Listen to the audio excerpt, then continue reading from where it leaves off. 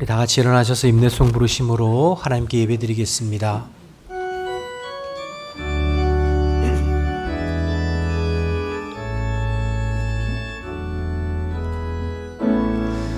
하늘의 문을 여소서,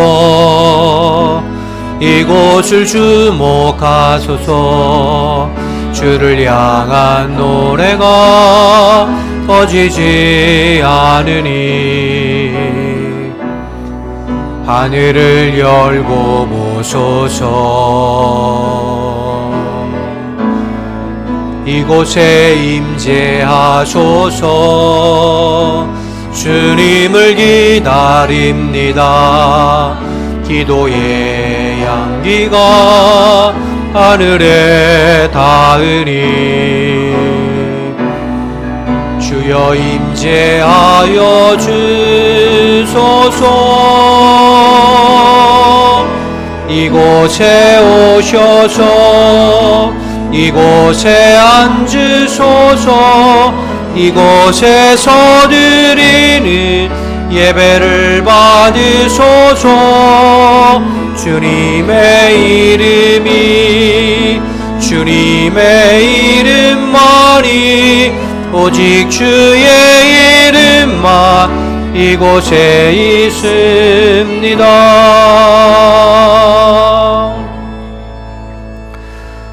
거룩하신 하나님, 이곳에서 드리는 이 예배를 받아주시고 이곳에 임하셔서 우리의 마음과 심령을 새롭게 하옵소서. 예수님의 이름으로 기원하옵나이다. 아멘.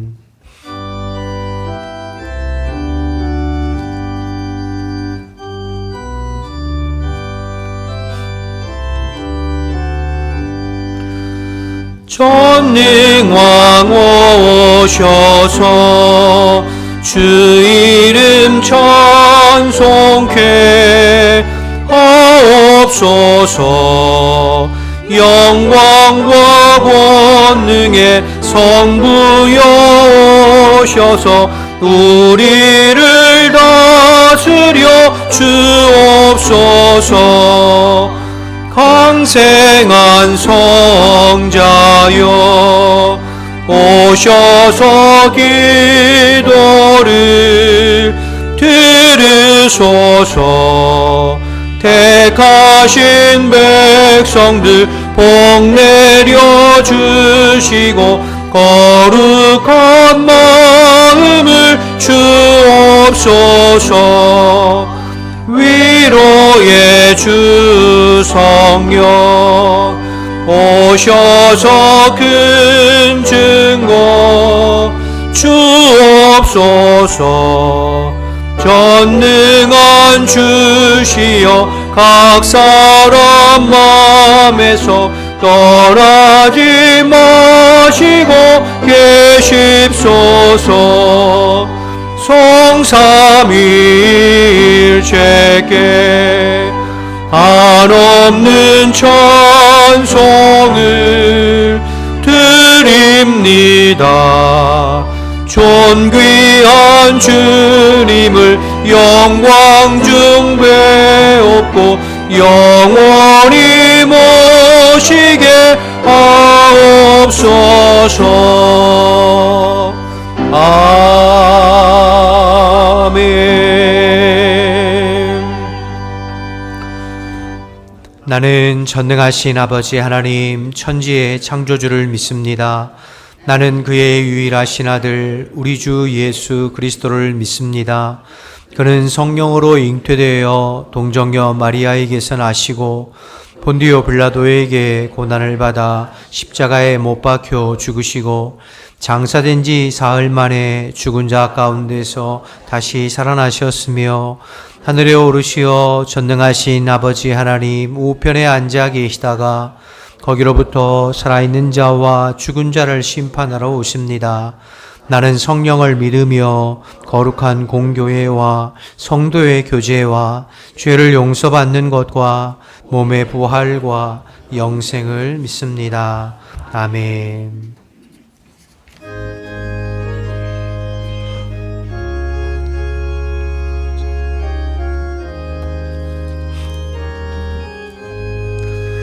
내 영혼이 은총 입어 중한 죄짐 벗고 보니 슬픔 많은 이 세상도 전국으로 화도다. 할렐루야 찬양하세. 내 모든 죄 사함받고 주 예수와 동행하니 그 어디나 하늘나라.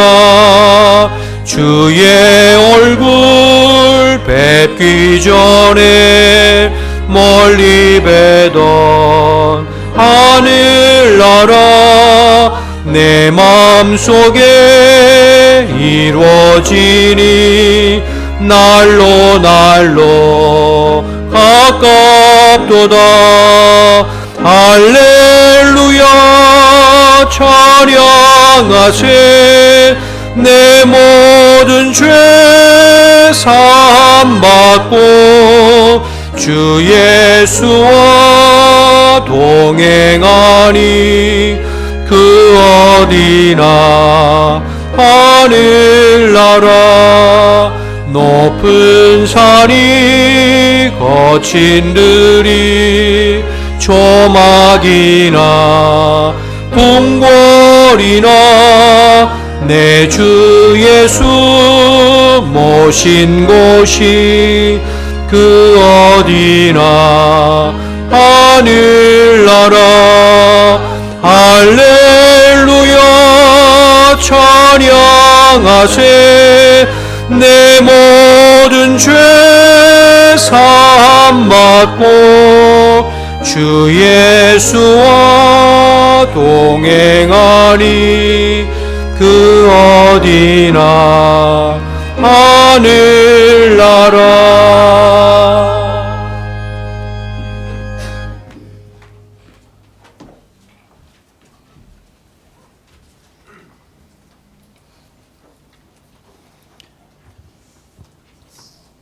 거룩하신 하나님 아버지, 독생자 예수 그리스도를 이 땅에 보내셔서 우리를 죄에서 속량하시고 하나님의 자녀 삼아주신 그 크신 사랑을 찬양합니다. 세상은 변하고 사람의 마음도 바뀌지만 어제나 오늘이나 영원토록 변함없으신 주님의 신실하심을 의지합니다. 이 거룩한 주일 세상의 모든 짐을 내려놓고 주님 앞에 나와 엎드리오니 저희들의 예배를 받아주시고 성령의 단비를 우리의 심령 위에 충만하게 부어 주옵소서. 긍휼이 풍성하신 하나님 아버지, 주님의 거룩한 성호 앞에 서기에 저희는 너무나 부끄럽고 부족합니다. 지난 한 주간 삶에서 그리스도의 향기를 나타내기보다 인간적인 혈기와 고집을 드러내기도 했습니다. 형제의 허물은 크게 보면서 내 눈에 들보는 보지 못했던 교만함을 용서하여 주시옵소서. 주님의 인도하심을 기다리기보다 내 생각과 판단이 앞섰던 것을 회개합니다. 주님의 십자가 사랑으로 우리를 덮어주셔서 정결한 마음으로 예배의 감격을 누리게 하여 주시옵소서. 고마우신 하나님 아버지, 저희 공동체 안에 사랑의 띠를 두르게 하시니 감사합니다. 기쁠 때 함께 웃고 슬플 때 함께 울 수 있는 믿음의 식구들과 교제하게 하시니 감사합니다.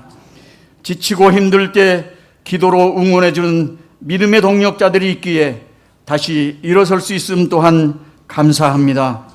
또한 우리에게 건강을 주시고 예배할 수 있는 자유와 환경을 허락하심에 감사합니다. 무엇보다 우리에게 영원한 생명을 주시고 천국 소망을 가지고 살아가게 하신 주님의 은혜에 무한한 감사를 드립니다. 공의로 세상을 다스리시는 하나님 아버지, 이 땅에 분열과 다툼이 그치고 주님의 정의와 공의가 강물처럼 흐르게 하여 주시옵소서. 사회 전반에 만연해 있는 대립과 분열과 갈등이 사라지고 모두가 화합하고 협력하며 서로를 존중하여 신뢰할 수 있는 건강한 나라가 되게 하여 주시옵소서. 지도자들에게 지혜와 책임감을 허락하셔서 국민을 바르게 이끌게 하시고 약자와 소외된 이웃을 돌아보게 하여 주시옵소서. 하나님 아버지, 우리 교회가 성령 안에서 온전히 하나 되기를 기도합니다. 서로 다른 모습들이 모였으나 주님 사랑 안에서 연합하여 선을 이루게 하시고 격려와 위로가 넘치는 공동체가 되게 하여 주시옵소서. 질병으로 병상에 있거나 마음의 상처로 신음하는 성도들을 찾아가 주셔서 여호와 라파의 치유를 향하여 주시옵소서. 그들이 속히 회복되어 함께 찬양하며 예배하는 기쁨을 누리게 하여 주시옵소서. 야곱의 축복이라는 제목으로 말씀을 전하는 목사님을 성령님께서 강하게 붙들어 주셔서 선포되는 말씀마다 성도들의 막힌 담을 허물고 닫힌 마음의 문을 여는 역사가 일어나게 하여 주시옵소서. 말씀을 듣는 저희 모두가 순종의 자세로 받게 하시고 예배가 끝난 후 세상으로 나아갈 때 세상을 변화시키는 능력 있는 그리스도인으로 살게 하여 주시옵소서. 할렐루야 찬양대가 올려드리는 찬양을 기쁘게 받아주시옵고 찬양을 부르는 대원들에게는 살아있는 간증이 되게 하여 주시옵소서. 예배를 위해 곳곳에서 묵묵히 섬기고 봉사하는 성도들을 기억하여 주시고 특별하신 은혜와 사랑이 가득하게 하여 주시옵소서. 살아계셔서 역사하시는 예수 그리스도의 이름으로 간절히 기도드립니다. 아멘.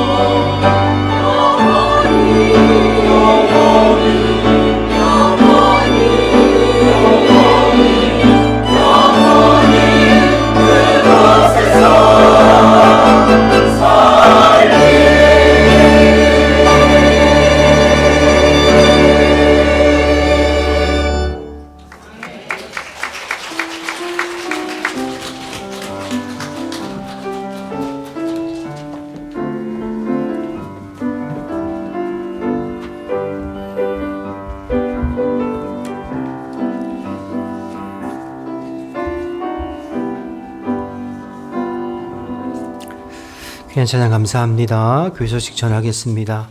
오늘 2부 예배는 선고 예배로 드립니다. 다음 주일은 맥주 감사 주일입니다. 여러분 주보 사이에 맥주 감사 헌금 봉투가 있는데요. 지난 6개월 동안 인도해 주신 하나님의 은혜에 감사하는 마음으로 한 주간 준비하면서 다음 맥주 감사 주일을 맞이했으면 좋겠습니다. 7월 월상 예배가 1일 관리부 주간으로 드려집니다. 온가족 새벽 예배가 4일 토요일에 있습니다.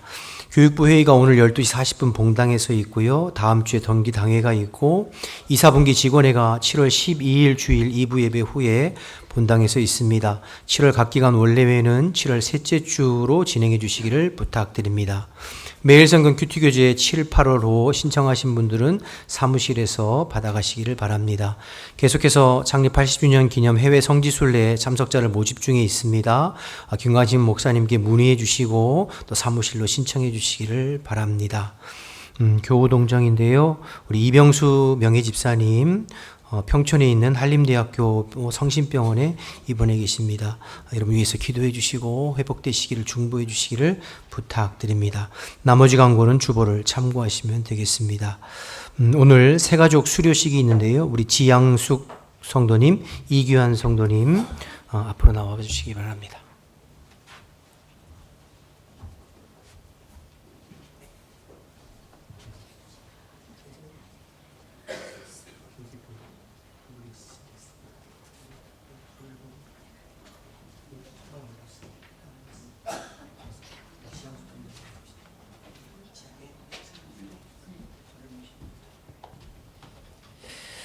수료주 지양숙 성도님, 위 사람은 본 교회에 진행하는 새가족 과정을 성실히 수여하기에 수료증을 수여합니다. 2026년 6월 28일 기독교 대한성결교회 호암백화교회 담임 목사 김선임.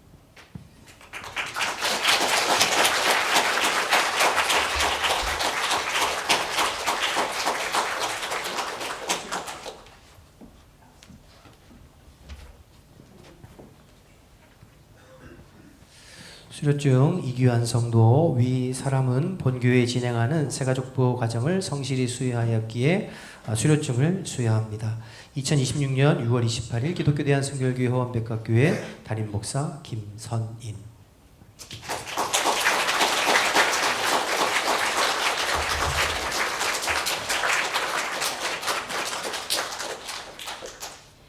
뒤를 돌아보셔서 성도랑 인사하실 때 우리 큰 박수로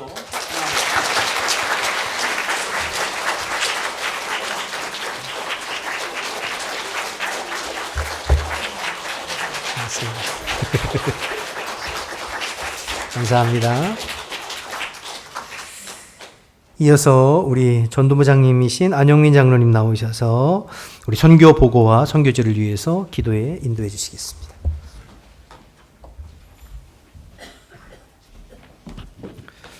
안녕하십니까. 전도부장 안영민 장로입니다.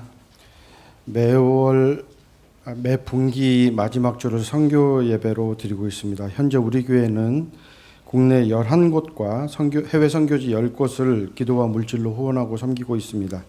선교지에서 오는 기도 제목을 오늘 주보에 이렇게 초록색 삽지로 넣어드렸고요.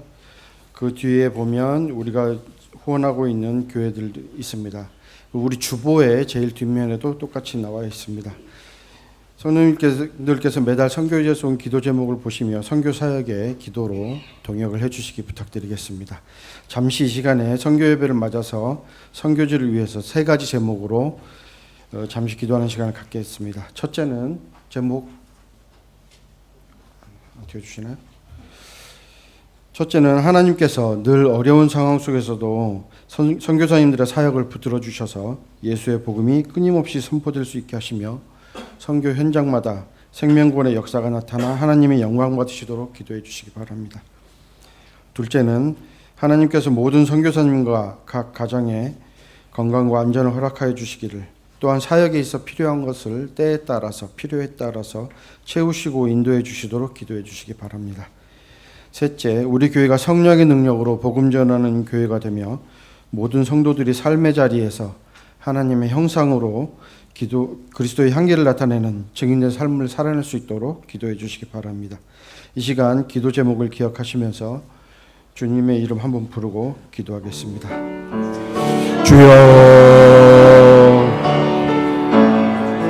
하나님 아버지, 선교 예배를 맞아 마음무와 선교지를 위한 기도를 드릴 수 있게 하심에 감사합니다. 이 시간 우리가 드린 기도의 제목들에 응답하여 주시고 주님의 도우심과 채우심과 돌보심이 선교지와 선교사님들에게 허락되는 은혜가 있게 하여 주시옵소서. 선교지에서 주님의 복음을 선포하는 일이 멈춰지지 않기를 소망합니다. 예수님의 이름 선포되는 곳마다 복음의 능력이 나타나고 길을 잃은 영혼들이 주님을 만나 하나님께로 나아오는 역사가 일어나게 하여 주시옵소서. 이를 위해 수고하는 모든 선교사님과 선교사님의 가정과 교회에 은혜 내려 주셔서 사역에 어려움 없이 온전하게 모든 일이 이루어지도록 인도하여 주시옵소서. 하나님 아버지, 우리 교회가 말씀을 바로 알고 바르게 살아내는 교회가 되기를 소망합니다. 모든 성도가 한마음 한뜻으로 아버지의 말씀을 묵상하고 깨달은 것으로 끝나는 것이 아니라 아직 주님을 알지 못하는 영혼을 위해 기도하고 손을 뻗어 돕는 손길을 내밀게 하여 주시옵소서.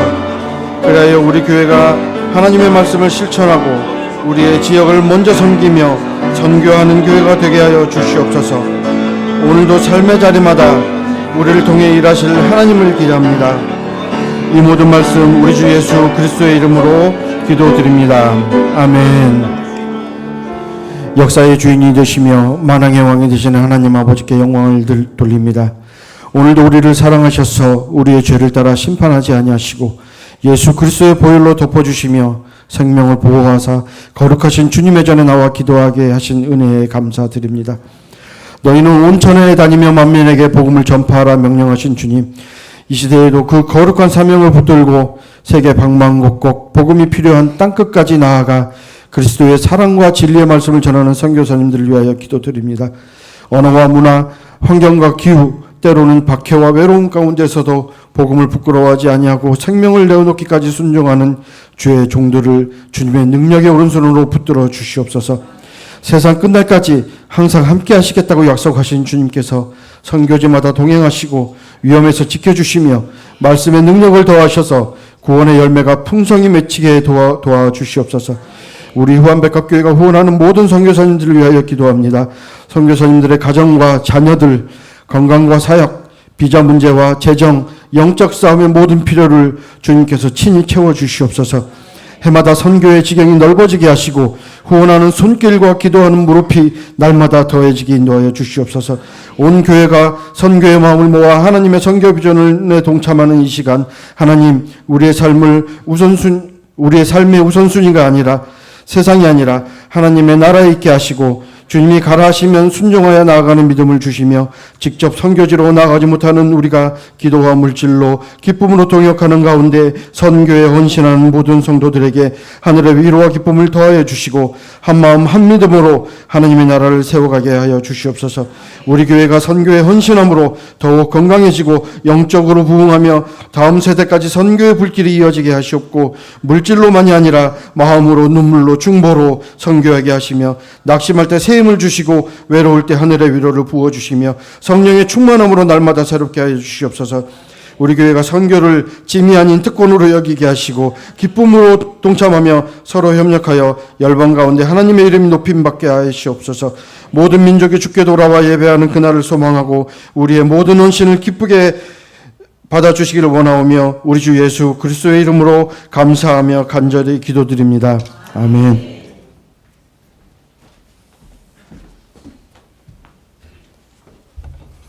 하나님 말씀 보겠습니다. 오늘 우리에게 주시는 하나님의 말씀은 구약 성경 창세기 49장 8절에서 10절 말씀입니다.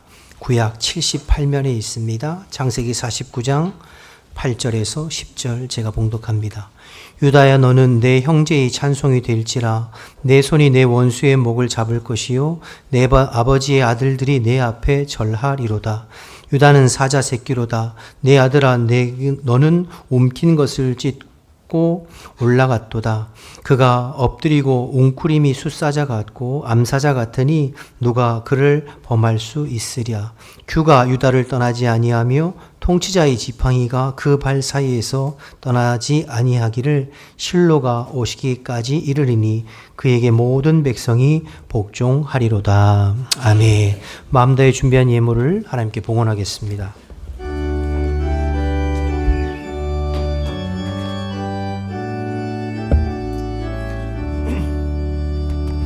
내게 있는 모든 것을 아낌없이 드리네.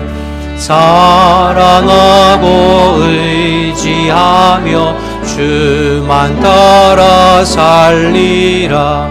주께 드리네. 주께 드리네. 사랑하는 구주 앞에 모두 드리네. 내게 있는 모든 것을 겸손하게 드리네. 세상 욕심 멀리하니 나를 받아 주소서. 주께 드리네. 주께 드리네. 사랑하는 구주 앞에 모두 드리네.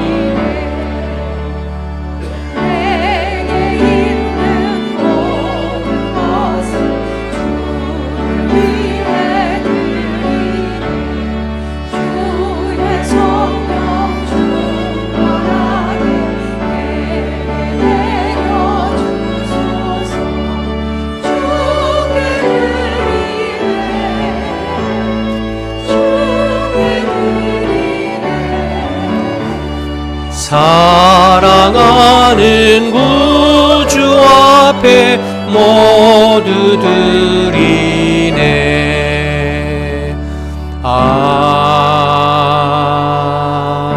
아멘. 하나님 감사합니다. 오늘도 저희들을 여전히 사랑하셔서 주님 앞에 불러 모아주시고 주의 이름을 찬양하며 예배하게 하시니 감사합니다. 우리의 드려지는 예배를 주님 홀로 영광 받아주시고 이 예배를 통해 살아계신 하나님을 만나고 살아계신 하나님을 경험하는 복된 시간 될 수 있도록 주님 인도하여 주옵소서. 예배를 방해하는 모든 악한 영들은 예수의 이름으로 떠나가고 오직 거룩하신 주의 성령님께서 다스려 주시어서 우리의 심령과 우리의 영혼 속에 주의 성령으로 역사하시어 거절할 수 없고 거부할 수 없는 주님의 은혜와 말씀을 받게 하시고 주님의 말씀에 부복하고 순종하는 저희들 될 수 있도록 주님 인도하여 주옵소서. 아버지 은혜 감사하는 마음으로 예물 올려드리오니 주님 기쁘게 받으시고 이 예물이 닿는 곳마다 하나님 나라와 복음을 위해 쓰임받게 하시고 예물 올려드린 손길들을 주님께서 기억하시고 각자의 삶의 형편에 맞게 주님께서 때를 따라 도우시는 은혜로 채워 주시옵소서.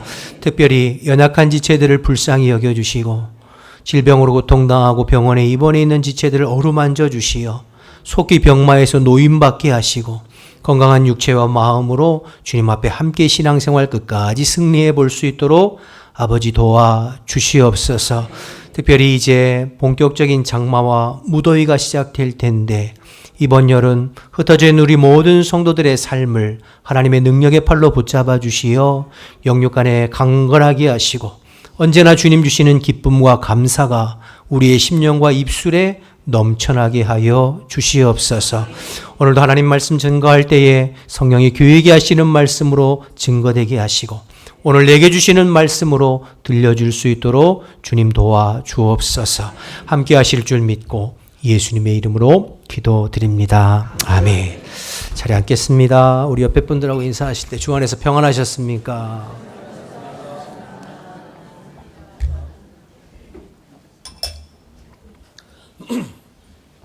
오늘 창세기 39장인데요.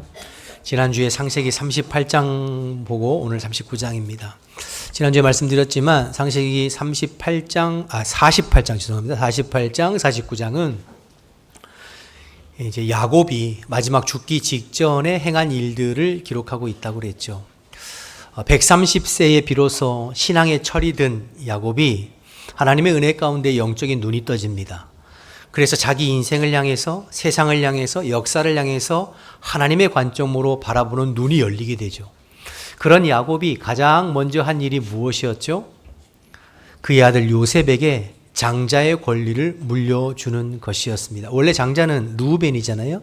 그래 르우벤이 아니라 요셉에게 장자의 권리를 물려줘서 요셉의 두 아들인 므낫세와 에브라임을 자기 아들로 편입시키고 그들이 내 아들들과 똑같이 땅을 유업으로 받을 것이다. 그래서 원래 요셉 지파가 한 몫을 받아야 되는데 베냐민과 에브라임과 므낫세 두 지파의 몫을 유업으로 물려주는 그런 내용들을 지난주에 살펴봤죠. 특별히 그 손자들을 축복할 때에 흥미로운 것은 손을 엇바꾸어서 오른손으로 둘째 에브라임의 머리에 손을 얹고 왼손으로 첫째 므낫세의 머리에 손을 얹어서 축복했습니다.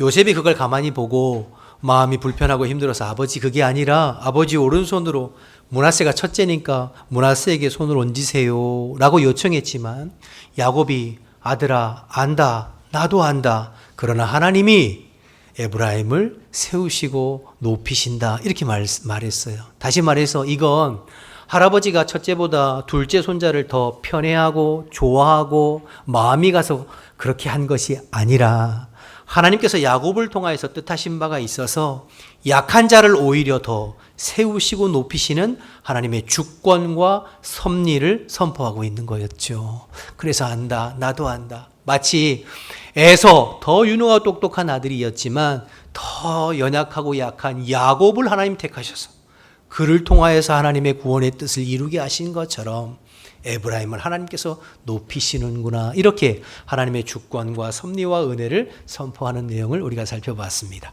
자, 오늘 49장으로 넘어와서 오늘은 이제 야곱이 마지막에 죽기 전에 12아들들을 자기 앞으로 다 불러서 그 아들들을 하나하나 축복하고 기도하는 내용들.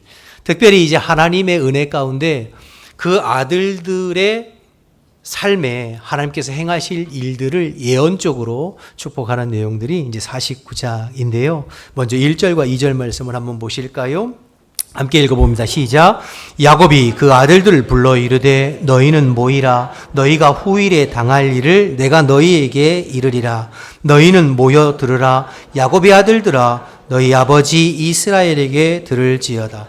야곱이 죽기 전에 12아들을 불러 모으고 그들을 축복하고 그들에게 유언하는데 이것은 단순히 야곱의 마지막 작별 인사 유언이 아니라 하나님의 섭리와 뜻 가운데 그 아들들이 지난날 과거에 그들이 살았던 삶의 행적을 기반으로 해서 그 아들들과 그 아들들의 자손들이 앞으로 어떤 삶을 살게 될지를 하나님의 어떤 예언적인 모습으로 그 아들들을 축복하는 내용을 담고 있습니다. 오늘은 그 중에서 특별히 앞에 네 아들 루벤, 시므온, 레위, 유다 이 네 아들에 대해서 하나님께서 어떤 말씀을 하시는지 살펴보고 그들의 삶이 어땠는지 또 그들을 통해서 우리에게 주시는 말씀이 무엇인지를 좀 나눠보려고 합니다. 자, 먼저 야곱의 축복과 유언을 살펴보기 전에 야곱에게 대해서 한 번 더 집중하고 주목하기를 원하는데요. 130세가 넘어서 신앙에 철이 든 야곱이 죽기 전에 그의 영안이 열립니다. 그래서 자기 아들들과 후손들에게 행하실 하나님의 일들을 예언적으로 지금 말하고 있는 것이에요. 그러니까 야곱은 그의 노년이 하나님 앞에 영적으로 깨어 있었다는 증거입니다. 창세기 49장에 오늘 이제 쭉 내용을 살펴보면 흥미로운 것은 야곱이 아들들을 무턱대고 축복만 하고 있지 않다는 거예요. 그들의 과거에 살아온 것과 하나님의 섭리와 뜻 가운데 때로는 축복하지만 어떤 아들에게는 축복이 아니라 오히려 심판과 징계와 저주에 가까운 이야기들을 남기는 것을 보게 되어집니다. 그러니까 여러분 사실은 우리가 지금 창세기를 계속해서 12장부터 쭉 50장까지 살펴보고 있지 않았습니까? 야곱은 하나님 앞에 온전한 자가 아니었죠. 발꿈치를 잡는 자, 늘 남을 속이고 나의 이익을 추구하는 자, 더군다나 창세기 37장부터 45장까지 우리 살펴봤습니다만 그의 부인 사랑하는 라헬을 잃고 그리고 사랑하는 요셉을 잃어버렸을 때 나중에 죽었던 그 요셉이 다시 살아있다고 소식을 듣고 애굽으로 내려가기 전까지 약 22년 동안 야곱은 신앙이 멈춰 있었어요. 신앙의 성장이. 그런 야곱인데 그런데 오늘 본문에 보면 창세기 49장의 야곱은 전혀 다른 사람입니다. 믿음의 어른이요 신앙의 아버지로서 자신의 생을 마무리하고 있어요. 특별히 자녀들에게 믿음의 유산과 하나님의 예언적인 말을 하는 것을 보면서 어떤 면에서는 선지자적인 역할을 감당하고 있는 야곱의 모습을 바라보게 되는 것이죠. 말씀드리고 싶은 요지는 무엇이냐면, 여러분, 우리 인생은 끝이 중요합니다.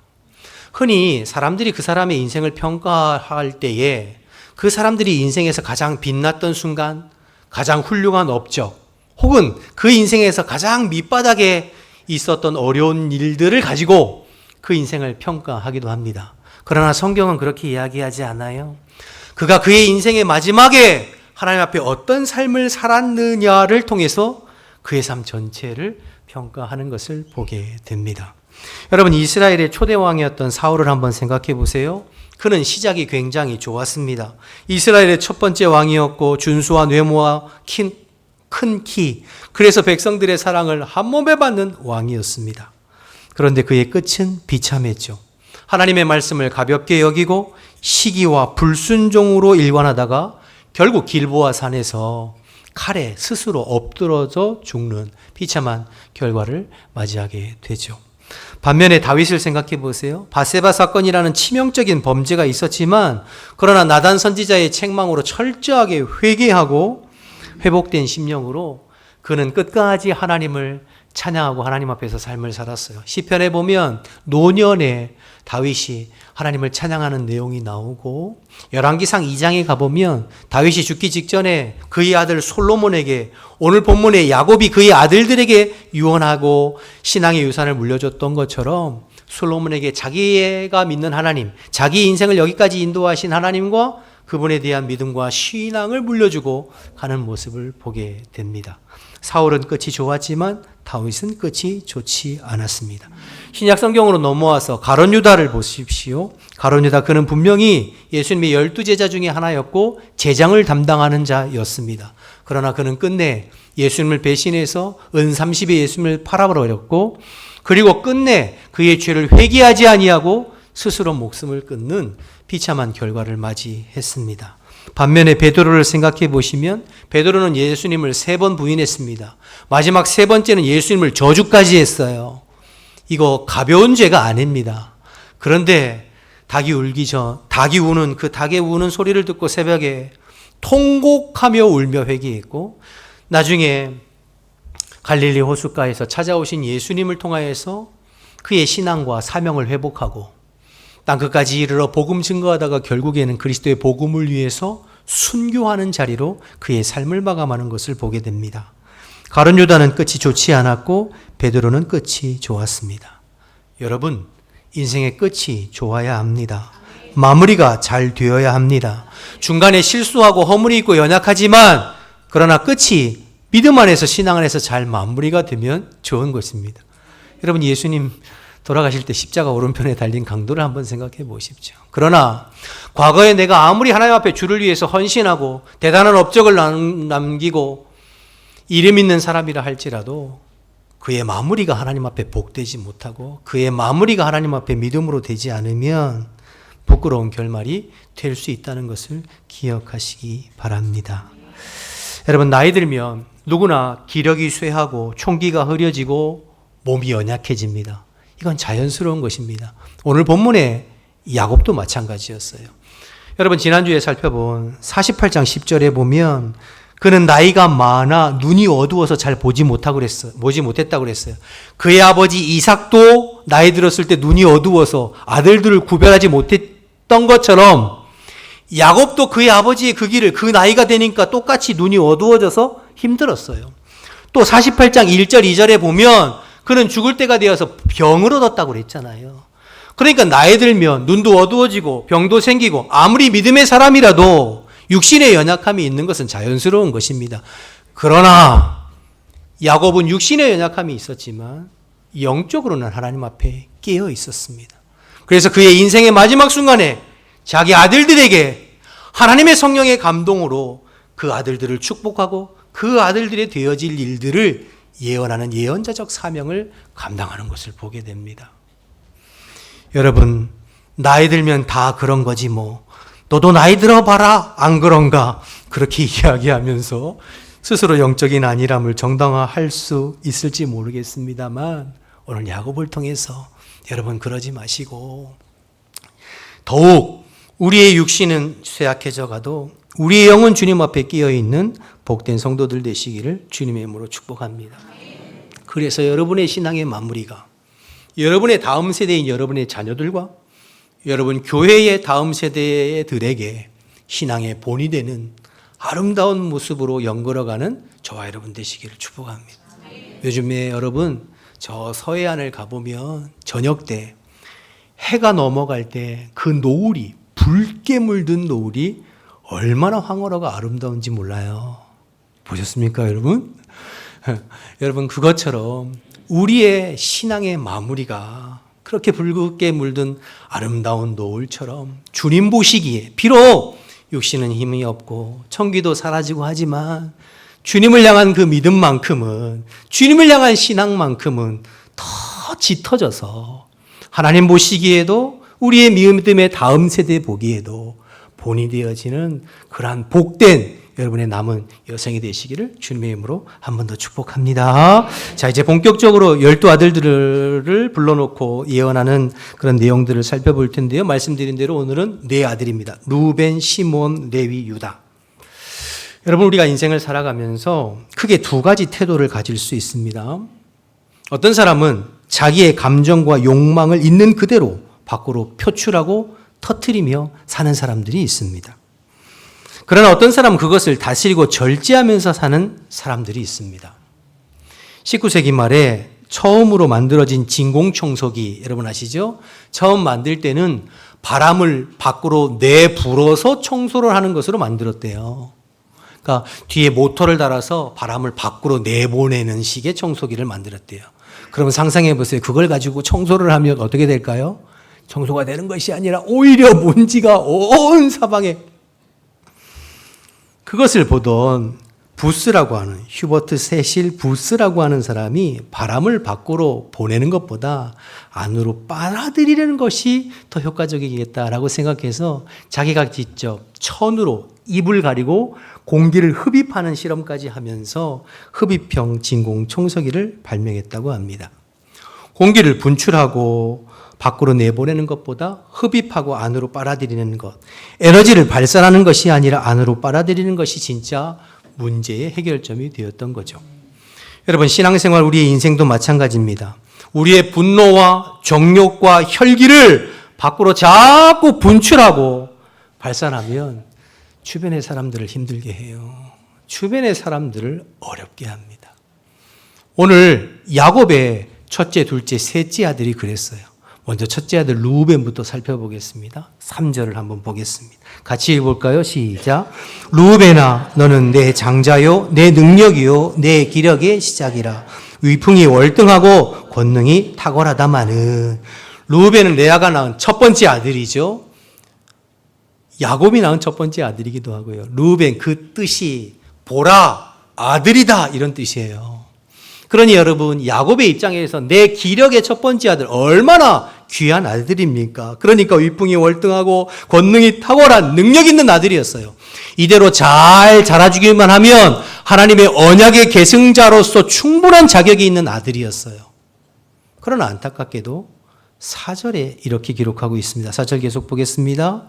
물이 끓음 같았음이니 너는 탁월하지 못하리니 내가 아버지의 침상에 올라 더럽혔음이로다. 루벤은 아버지의 침상을 더럽혔어요. 성경은 이것을 창세기 35장 22절에 이렇게 기록하고 있습니다. 계속 보실까요? 제가 읽을게요. 창세기 35장 22절. 이스라엘이 그 땅에 거하더니 루벤이 가서 그 아버지의 첫 비라와 통간함에 이스라엘이 이를 들었더라. 루벤이 아버지의 첫 빌하와 간음을 했어요. 여러분 이게 있을 수 있는 일입니까? 있을 수 없는 일이죠.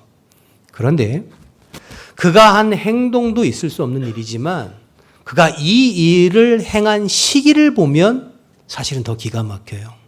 여러분 루벤이 그의 아버지 여인을 범한 시기가 언제인 줄 아십니까? 35장 그 앞에 내용을 읽어보면 아버지 야곱이 가장 사랑하는 라헬이 베냐민을 낳다가 죽습니다. 그리고 아버지 야곱이 그 라헬의 죽음을 애도하고 슬퍼하는 기간에 베냐민은 그의 아버지의 여인을 범하는 거예요. 그러니까 그 방법도 그 시기도 최악인 거죠. 여러분, 루벤 입장에서는 항변할 말이 있었을지도 모르겠습니다. 나는 이 집의 장남으로 태어났지만 한 번도 아버지의 사랑을 받아본 적이 없습니다.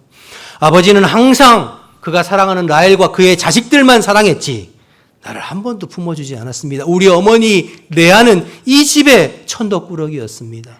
나는 너무나도 괴롭고 너무나도 외로웠습니다. 라고 스스로를 항변하고 스스로의 행동을 정당화하려고 했을지도 모르겠습니다. 그러나 여러분, 아무리 외롭고 아무리 힘들었다 하더라도 그의 아버지의 침상을 범한 그의 죄는 하나님 앞에 정당화될 수 없습니다. 그래서 오늘 아버지가 마지막 기도하고 예언하면서 르우벤에 대해서는 축복이 아니라 저주에 가까운 이야기를 남기고 있는 안타까운 결말을 보게 되죠. 이어서 둘째와 셋째 시므온과 레위인데요. 5절 말씀 보겠습니다. 함께 읽어볼까요? 시작. 시므온과 레위는 형제요, 그들의 칼은 폭력의 도구로다. 세겜 땅에서 일어난 사건 여러분 기억하시지요? 디나가, 막내딸 디나가 세겜의 추장이었던 하몰에게 욕보임을 당하죠. 강간을 당해요. 그리고 억류됩니다.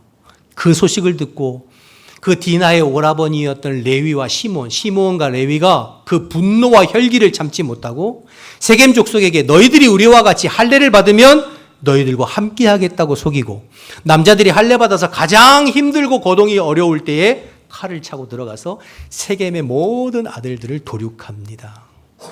여러분, 이것이 왜 하나님 앞에 심각한 문제가 될까요? 여러분, 할례가 무엇입니까?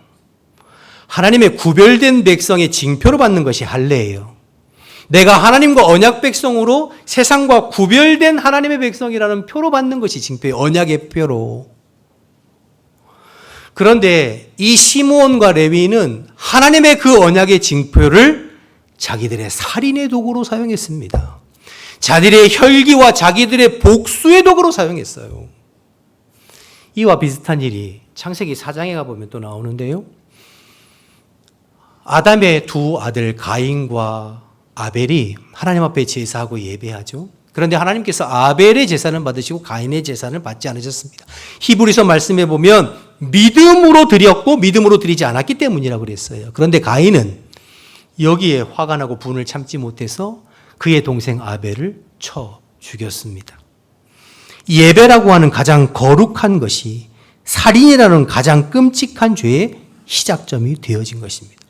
할례가 살인의 도구가 되었고 예배가 살인의 시작점이 되었다는 거 여러분 기억하셔야 돼요. 우리도 그럴 수 있습니다. 우리가 하나님 앞에 신앙생활 하면서 헌신했던 모든 헌신, 하나님 앞에 드렸던 모든 예물들, 내가 지금 가지고 있는 직분들, 때로는 그 모든 것들이 나의 잘못된 나의 분노와 나의 억울함을, 나의 정욕을 표출하는 것에 대한 정당화하는 도구로 사용되어질 수 없습니다, 여러분. 어떤 분들은 그러세요. 내가 지금까지 교회를 위해서 얼마나 헌신했는데, 내가 지금까지 교회를 위해서 얼마나 헌금했는데, 내가 얼마나 충성했는데 나에게 이럴 수 있어? 라고 하면서 분노를 표출하고, 그러나 그것이 하나님 앞에 정당화될 수 없어요. 그래서 6절과 7절에 이 두 아들에 대해서 축복이 아닌 징계와 저주에 가까운 이야기를 합니다. 계속 보실까요? 6절과 7절. 내 호나 그들의 모의에 상관하지 말지어다. 그 영광아 그들의 집회에 참여하지 말지어다. 그들이 그들의 분노대로 사람을 죽이고 그들의 혈기대로 소의 발목 심줄을 끊었음이로다. 그 노여움이 혹독하니 저주를 받을 것이요 분기가 맹렬하니 저주를 받을 것이라. 내가 그들을 야곱 중에서 나누며 이스라엘 중에서 어떻게 한다고요? 흩으리로다. 여러분, 이게 축복입니까? 아니잖아요. 그리고 이 두 아들들과 그 자손들은 아버지 야곱이 예언한 그대로, 여러분 민수기에 가보면 인구조사가 두 번 나오거든요. 1장과 26장. 1장의 인구조사는 애굽에서 나오자마자 시내산에서 한 인구조사고, 26장의 인구조사는 광야 40년 끝나고 모압 평지 가나안 땅 들어가기 전에 한 인구조사입니다. 그런데 두 인구조사에 유독 시므온 지파는 인구가 급격히 줍니다. 유다 지파는 불어나고요. 그리고 나중에 가나안 땅을 유업으로 받을 때에 시므온 지파는 단독으로 받지 못해요. 유다에 종속되고 편입되어져서 땅을 유업으로 같이 받고 결국에는 유다 족속에게 흡수되어져서 사라지는 것이 시므온 지파예요. 레위 지파는 여러분 아시다시피 땅을 분배받은 것이 아니라 이스라엘의 48개 성읍의 지파가 다 찢어져서 흩어졌습니다. 루벤과 시므온, 레위도 변명할 여지가 있을지 모르겠어요. 루벤은 아버지의 편애의 억울함을, 시므온과 레위도 자기 여동생의 그러한 욕보임을 당했는데 어떻게 가만히 있을 수 있습니까? 어떻게 참을 수 있습니까? 라고 자기 스스로의 행동을 변호하고 정당화하려고 할지 모르겠습니다. 그러나 어떠한 명분도 그들의 죄를 정당화할 수 없어요. 하나님 앞에서. 결론적으로 드리고 싶은 건 우리의 정욕과 우리의 혈기와 우리의 분을 제어하지 못하고 절제하지 못하면 하나님 앞에 쓰임받기가 곤란합니다. 여러분. 모세를 생각해 보십시오. 자기 동족이 매를 맞는 걸 보고 혈기가 나서 애굽인을 때려 죽였습니다. 하나님 어떻게 하셨죠? 40년 동안 모세를 미디안 광야에서 혹독하게 훈련시켜서 그의 혈기를 꺾어 놓으셨어요. 다윗도 비슷한 위기를 겪었었는데요. 사울에게 쫓기던 시절에 다윗이 들판에서 양치는 사람들을 보호해 준 적이 있습니다. 부유했던 그러나 미련한 나발이라는 자가 양을 털을 깎고 젖을 그래서 다윗이 정당하게 자기를 도와줄 것을 요청하는데 그것을 거절하고 다윗을 모욕합니다. 그래서 다윗이 분이 나서 400명의 군사들을 이끌고 나발을 죽이려고 쫓아갈 때 그 나발의 여인이었던 아비가일이라고 하는 현명한 여인이 다윗에게 엎드려서 이렇게 이야기하는 것입니다. 당신이 지금 무지한 자의 피를 흘리면 당신의 분은 풀릴지 모르겠지만 나중에 하나님께서 당신을 높이시고 왕이 되고 세웠었을 때 오늘 이 혈기 부린 것이 당신의 삶의 치명적인 오점이 될 것입니다. 그러니 당신의 분을 좀 내려놓고 다스리십시오. 그렇게 지혜롭게 말해요. 그래서 다윗이 그 혈기를 내려놓고 그 위기를 모면합니다. 하나님께서 다윗에게 골리앗이 하나님을 모욕하고 이스라엘 백성을 모욕할 때 그 속에 의분을 통하여서 골리앗을 물리칠수록 인도하셨어요. 그러나 그가 그의 마음의 혈기, 자기의 개인적인 복수와 원수를 갚으려고 할 때에는 하나님께서 아비가일이라는 지혜로운 자를 통하여서 그를 막아주셨거든요. 그래서 여러분 로마서 12장 17절 18절에 이렇게 권면합니다. 우리 함께 읽어볼까요? 시작. 아무에게도 악을 악으로 갚지 말고 모든 사람 앞에서 선한 일을 도모하라. 할 수 있거든 너희로서는 모든 사람과 더불어 화목하라. 원수 갚지 말라는 거예요. 여러분의 혈기로, 여러분의 분노로 원수 갚지 말아라. 하나님께 맡기라는 거죠. 여러분이 여러분의 혈기와 분노를 참지 못하고 원수 갚으면 그 한 번의 분출로 인하여서 지금까지 여러분들이 쌓아놓은 모든 것들이 다 허물어질 수 있습니다. 그러나 하나님께 내어 맡기고 하나님께서 갚으시면 하나님의 때에 하나님의 방법으로 확실하게 갚아주십니다. 아까 다윗을 욕보했던 나발 하나님께서 갚으셨습니다.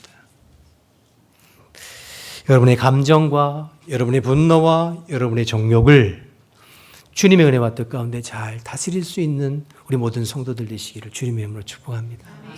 그럼 어떻게 우리의 감정과 우리의 분노와 우리의 정욕을 다스리고 절제할 수 있을까요? 원론적인 이야기처럼 들릴지 모르겠지만 하나님의 말씀과 기도도 다스릴 수 있습니다.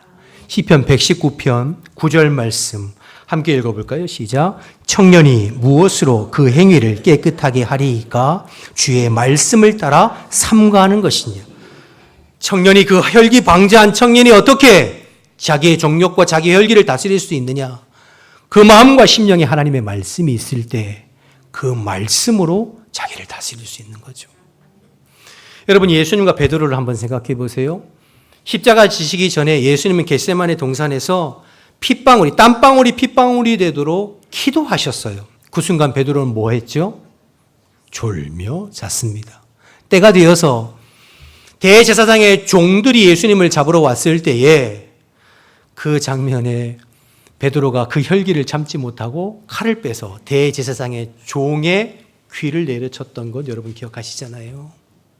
여러분, 우리가 기도로 충분히 우리의 마음을 다스리고 혈기를 다스리지 못하면 우리의 분이 올라올 때, 혈기로 올라올 때 다스릴 길이 없어요. 그래서 여러분, 디모데전서 4장 5절에 보면 바울이 젊은 영적 아들이자 동역자인 디모데에게 이렇게 권면합니다. 디모데전서 4장 5절에 함께 읽습니다. 시작. 하나님의 말씀과 기도로 거룩하여지. 주의 말씀과 기도로 우리의 마음과 심령과 감정을 다스릴 때 하나님께서 기뻐하시는 구별된 하나님의 백성으로 쓰임받게 되는 줄로 믿습니다. 여러분 속에서 혈기가 올라오고 분노가 치밀고 정욕이 끌어오를 때에 그것대로 행동하지 마시고 하나님 앞에 말씀을 기억하고 주님 앞에 무릎 꿇을 수 있는 우리 모든 성도들 되시기를 주님의 이름으로 축복합니다. 그래서 감정대로 혈기대로 행동해서 하나님이 예비하신 복음을 다 쏟아버리는 어리석은 인생이 아니라 기도와 말씀과 기도로 깨어있어 잘 절제함으로 하나님께서 예비하신 놀라운 은혜와 복을 충분히 받아 누리는 복된 여러분의 삶이 되시기를 한 번 더 주님의 이름으로 축복합니다. 자, 마지막으로 이제 8절에서 12절까지는 야곱의 넷째 아들 유다에 대한 말씀인데요. 앞에 세 아들과 반해서 유다에 대해서는 비로소 하나님께서 축복하시는 내용이 기록되어져 있습니다. 흥미로운 것은 우리가 지금 창세기를 계속 쭉 한 장씩 한 장씩 봐왔잖아요. 그런데 유다도 하나님 앞에 사실은 완벽한 아들이 아니었죠. 창세기 38장에 보면 그의 며느리 다말과의 불미스러운 사건이 있었잖아요. 유다도 자기의 정욕대로 때로는 자기의 어떤 이익과 이기적인 그런 삶을 살았던 것이 유다입니다. 그런데 오늘 본문에 보면 8절에 그 유다에 대한 평가가 전혀 다르게 나타나는 것을 보게 됩니다. 우리 8절 한번 같이 볼까요? 시작. 유다야 너는 내 형제의 찬송이 될지라 내 손이 내 원수의 목을 잡을 것이요 내 아버지의 아들들이 내 앞에 절랄. 여러분, 유다라는 이름은 찬송이라는 뜻입니다. 찬송. 여러분, 레아가, 그의 어머니 레아가 그 전까지 루벤과 시므온과 레위를 낳을 때까지만 해도 자기의 억울함을 호소하면서 이름을 지었어요. 그렇죠? 하나님이 나의 억울함을 보시고 아들을 주셨다. 이제는 내 남편이 나로 말미암아 하파리로다. 이런 마음으로 아들들 이름을 줬어요. 그런데 넷째 유다를 낳고서는 지금까지 내가 서름당하고 힘들었지만 그렇지만 하나님께서는 나를 끝까지 사랑하셔서 또 나에게 아들을 주셨다라는 의미로 이제는 내가 하나님만을 온전히 찬양하겠다라는 의미로 찬양, 찬송이라는 의미의 유다라는 이름을 지었거든요. 지금 오늘 야곱의 입술을 통해서 하나님께서 유다에게 말씀하시는 거예요. 너는 네 이름대로 모든 형제들에게 찬송과 높임을 받는 아들이 될 것이다. 너는 지난날 네 이름대로 하나님 앞에 삶을 잘 살았다고 인정받는 거예요. 그러면 어떻게 왜 이렇게 되었을까? 왜 이렇게 뒤바뀌고 왜 이렇게 달라졌을까 하는 거죠. 왜 그랬을까요? 그것이 바로 창세기 우리가 살펴본 43장, 44장에 이어지는 베냐민 사건 때 여러분 단보신앙 기억하시나요? 베냐민이 볼모로 잡힐 때에 모든 형제들이 침묵하고 있었어요. 그때 유다가 내가 대신 책임지겠습니다. 내가 담보가 되겠습니다. 나를 붙잡으시고 베냐민을 살려주십시오라고 하는 그 담보신앙. 그게 결정적이었던 거죠. 여러분, 그것은 단순한 책임감 때문에 한 것이 아니라 자기를 희생하는 자기 희생이었거든요. 여러분, 모든 형제들이 동생 요셉을 해한 것으로 인한 죄책감과 죄의식이 마음에 불편함이 있었어요. 그래서 다 후회했잖아요. 그러나 후회만 했지 하나님 앞에 회개하고 회개에 합당한 열매를 맺는 아들이 아무도 없었어요. 전부 눈치만 살폈죠. 그런데 유일하게 유다가 그 회개뿐만 아니라 회개에 합당한 열매, 내가 담보가 되고 내가 책임지고 내가 대신 죽겠습니다 라고 하는 그 회개의 열매를 보였던 것을 보게 됩니다. 자기 희생을 통해서 동생을 살리겠다는 결단, 그리고 이것은 훗날 자기 백성을 위해 목숨을 내어주신 예수 그리스도의 희생의 십자가를 보여주는 그림자가 되지 않았습니까? 그래서 유다는 오늘 본문에 사자 새끼로 표현하고 있는데요. 9절 계속해서 보겠습니다. 유다는 사자 새끼로다. 내 아들아, 너는 움킨 것을 짓고 올라갔도다. 그가 엎드리고 웅크림이 수사자 같고 암사자 같으니 누가 그를 범할 수 있느냐. 용방하게 나서서 옳다고 생각하는 일에 앞장서는 자가 되었다는 거죠. 그리고 이 유다 지파의 자손을 통해서 누가 나오냐면 갈렙이라는 사람이 나와요. 여러분 갈렙 아시나요? 이스라엘 백성들이 가나안 땅 정복해 들어갈 때에 땅을 분배받고 정복해 갔지만 하나님 약속하신 대로 그 땅에 원주민들을 100% 쫓아내지 못했어요. 산지 곳곳에 남아있는, 게릴라처럼 남아있는 사람들이 있었어요. 그래서 아무도 두려움에 또 지치고 힘들어서 가지 않을 때에 85세가 된 갈렙이 여호수아에게 나와서 이 산지를 내게 주소서, 내가 앞장서겠습니다 라고 나섭니다. 또 그때 그 85세의 갈렙이 앞장서서 나설 때에 젊은 온니엘이라고 하는 젊은 자가 그를 따라 나서요.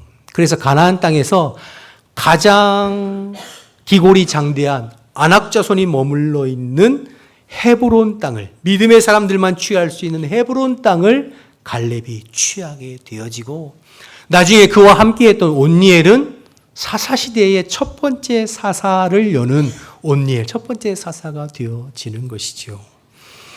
이 오늘 어린 사자와 같은 그 유다의 그 핏줄에서 갈렙과 온니엘과 같은 하나님의 용맹스러운 믿음의 사람들이 이어지는 것을 보게 되고, 더 나아가서 10절에 놀라운 하나님께서 약속을 주시는데요. 10절 보실까요?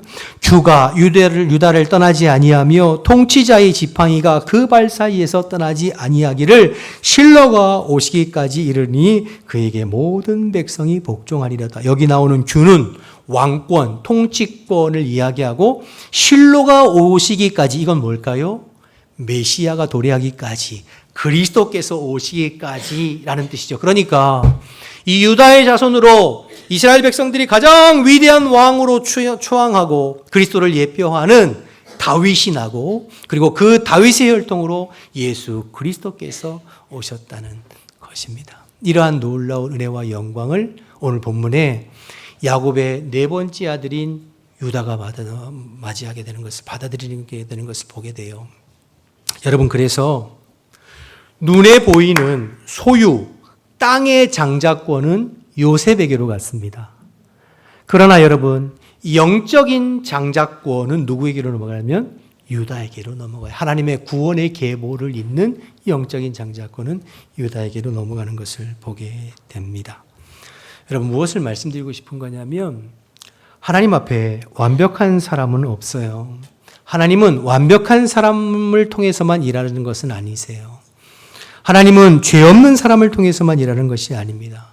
부족하고 허물이 있지만 회개하고 회개 합당한 열매로 회복된 심령을 통하여서 하나님은 일하시고, 그를 통하여서 하나님의 구원의 역사를 이루어 가시는 줄로 믿습니다. 이것이 하나님의 은혜입니다. 여러분, 성경은 완벽한 사람들의 이야기만을 기록하고 있지 않아요. 우리가 잘 아는 믿음의 조상 아브라함도 몸종 하갈을 통해서 이스마엘을 낳는 실수가 있었어요. 유다도 다말을 통하여서 불미스러운 사건이 있었죠. 모세도 맨손으로 사람을 죽이는, 다윗도 밧세바와 우리아 사건, 여러분 아시잖아요.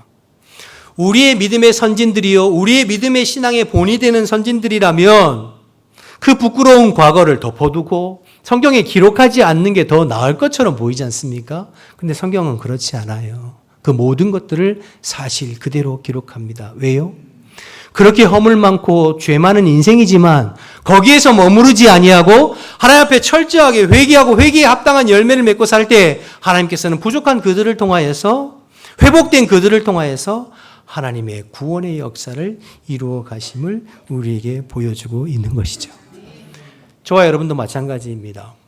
여러분의 지난 날들을 한번 돌이켜 보십시오. 돌아보십시오. 아마 하나님 앞에 부끄러운 과거들이 있을 수 있을 것입니다. 그 순간은 생각하고 싶지 않고 그 순간은 내 인생에서 지워버리고 싶은 순간과 기간도 있을 수 있습니다. 그러나 하나님 앞에 내가 철저히 회개하고 돌이키고 회개에 합당한 열매를 맺어 회복된 삶이라면 하나님께서는 기억조차 아니하시고 부족한 우리를 통하여서 오늘도 하나님의 구원의 역사에 복음의 역사에 동참하도록 우리에게 은혜 베풀어 주시는 줄로 믿습니다. 말씀 정리합니다. 오늘 야곱이 그 아들들에게 예언적인 축복을 하면서 4명의 아들들을 살펴보았는데요. 루벤은 자기의 정욕을 다스리지 못하여서 장자의 권리를 박탈당했습니다. 시몬과 유다는 자기의 혈기와 감정을 다스리지 못하여서 또 하나님 앞에 저주를 받습니다. 그러나 유다는 허물이 있고 죄가 있고 연약함이 있었지만 하나님 앞에 회개하고 회개에 합당한 열매를 통하여 회복된 심령으로 주님 앞에 쓰임받는 모습을 보게 됩니다. 저와 여러분도 부족하고 연약함이 있지만 유다와 같이 그냥 죄의 자리에 머물러 있고 연약한 자리에 머물러 있고 주저앉아 있는 것이 아니라 하나님 앞에 회개하고 회개에 합당한 열매를 통하여서 오히려 부족한 나를 통하여서 오늘도 일하시는 주님의 은혜를 경험하고 살아가는 저와 여러분 되기를 원하고, 그리하여 우리가 처음에 살펴봤던 요셉이 130세의 노년이 되어질수록 그의 영이 깨어서 하나님 앞에 선지자적인 사명을 감당함으로 주님 앞에 부름받는 그러한 놀라운 은혜가 저와 여러분의 있기를 주님의 이름으로 축복합니다. 우리의 신앙이, 우리의 나이가, 신앙의 연조가 높아지고 많아질수록 우리의 믿음이 하나님 보시기에 더욱 아름다운 믿음으로 연걸어가는 복된 우리 모든 성도들 다 되시기를 주님의 이름으로 축복합니다. 다 같이 일어나셔서 찬양하고 기도하겠습니다.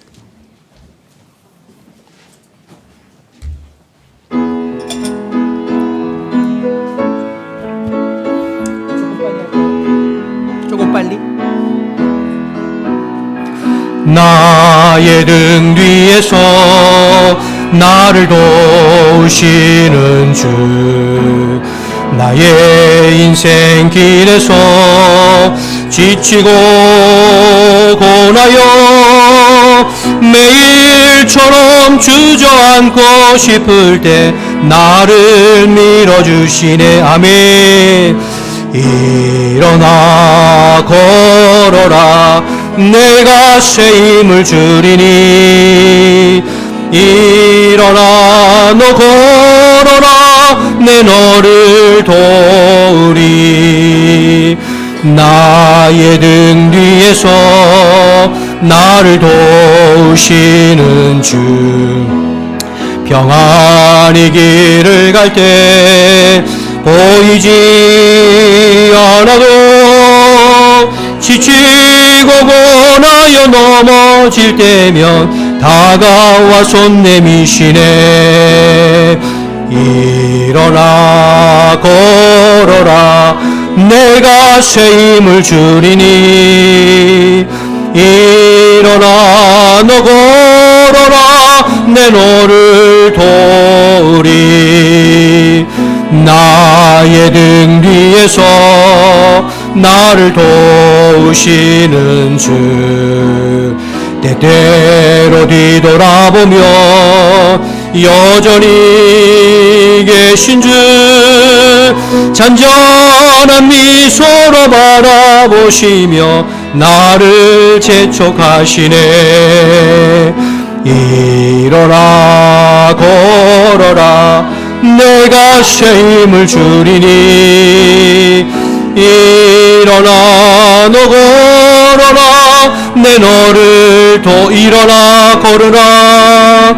일어나 걸어라, 내가 새 힘을 주리니. 일어나 너 걸어라, 내 너를 도우리. 할렐루야. 우리 함께 기도하기를 원합니다. 여러분, 하나님께서 우리를 사랑하셔서 우리를 택하시고 여기까지 인도하셨어요. 눈에 보이지는 않지만 우리의 등 뒤에서 오늘도 우리를 응원하시고 우리를 선하게 인도해 가신 줄을 믿습니다. 그 하나님 앞에 우리의 감정이나 우리의 정욕이나 우리의 혈기를 절제하지 못해서 하나님의 은혜를 쏟아버리고 마무리가 좋지 않은 우리가 심령이 되지 않기를 기도하고, 부족하고 연약하지만 유다처럼 회개하고 회개에 합당한 열매를 통하여서 하나님 앞에 쓰임받는 우리의 복된 삶이 되도록 결단하며 기도했으면 좋겠고, 그리하여 야곱처럼 우리의 노년이 가면 갈수록 하나님 앞에 아름답게 물들어가는 복된 삶이 되도록, 우리의 자녀들에게, 우리의 다음 세대들에게 본이 되는 믿음의 승리자로 우리의 삶이 마무리되어질 수 있기를 사모하고 결단하면서 우리 주님을 한번 부르고 동성으로 기도하겠습니다. 주여, 하나님 아버지 은혜와 사랑을 감사합니다. 오늘도 저희들을 불러주시어서 하나님의 말씀을 최선을 다해서 나누고 주의 말씀으로 의지하여서 기도하게 하시니 감사합니다. 저희들을 사랑하시어서 죄악된 세상 가운데 불러주시고 구별하여 하나님의 백성으로 살게 하시니 감사합니다. 여기까지 우리의 삶을 인도하시는 주님이시오니 주님 앞에서 언제나 말씀과 기도로 말씀으로 깨어있어서 우리의 정욕대로 행하지 않게 도와주시고, 우리의 혈기와 우리의 감정을 아버지 다스리지 못해서 하나님의 은혜를 쏟지 않는 죄들 될 수 있도록 하나님 인도하여 주옵소서.